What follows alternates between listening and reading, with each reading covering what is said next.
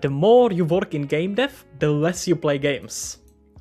So that's one of those that actually sounds like a complete nonsense, but It's not nonsense. It has quite some good logic to that.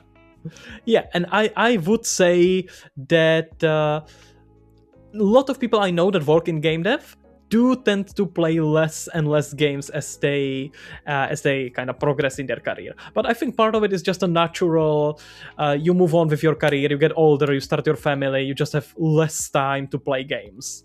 So I'm not even sure if it's inherently anything to do with games. It's just kind of getting older means, Yeah, statistically at least, playing less games. It's not a mandatory, it's not a rule or something. It's a matter of things for many people.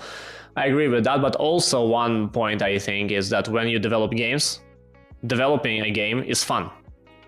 And it kind of replaces the need in playing games so much. So instead of, let's say, playing games for 8 hours, suddenly you, let's say, develop 6 hours and you play 2 hours. Yeah. So that's natural distribution of time happening there. It's just fun. You just need games less because you enjoy the process.